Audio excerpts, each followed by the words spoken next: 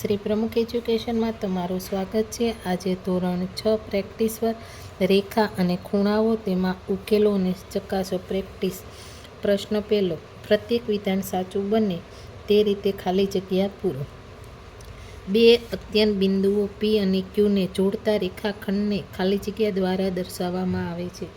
તો અહીંયા રેખાખંડ P અને Q, કોઈપણ એક બિંદુમાંથી ખાલી જગ્યા રેખાઓ પસાર થાય છે। તો કે અનંત। ખાલી જગ્યાને ઉદ્ભવ બિંદુ કે અત્યંત બિંદુઓ હોતા નથી। તો કોને ન હોય? તો કે રેખાને। કોઈપણ એક બિંદુમાંથી ખાલી જગ્યા કિરણો દોરી શકાય છે। તો કે અનંત। ખૂણો માપવા માટે ખાલી જગ્યાનો ઉપયોગ થાય છે। કોણ માપક। એક પૂર્ણ પરિભ્રમણ બરાબર ખાલી જગ્યા અંશ માપ 360 અંશ।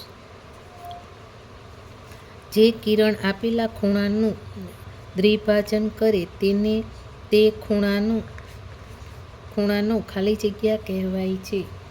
તો અહીંયા કોણ દ્વિભાજક। પ્રતિબિંબ કોણનું માપ 180 કરતાં વધુ અને ખાલી જગ્યા કરતાં ઓછું હોય છે। તો કે 360 અંશ। જે રેખાઓ એકબીજાને કાટખૂણે છેદે તેને ખાલી જગ્યા કહે છે। તો કે તેને કેવી કહેવાય? તો કે લંબ। અહીંયા લખી નાખો, બરાબર। લંબ રેખાઓ।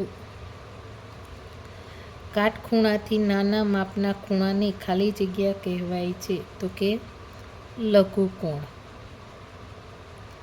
ઘડિયાળમાં 3 વાગે ખાલી જગ્યા ખૂણો રચાય છે। તો કે કાટકોણ। સરળ કોણમાં ખાલી જગ્યા કાટખૂણાઓ હોય છે। તો કે 2। વર્તુળના 1/4 ભાગનું અંશ માપ ખાલી જગ્યા હોય છે। તો કે 90 અંશ। ખૂણો રચતા બે કિરણોને ખૂણાની ખાલી જગ્યા કહેવાય। તો કે ભુજાઓ।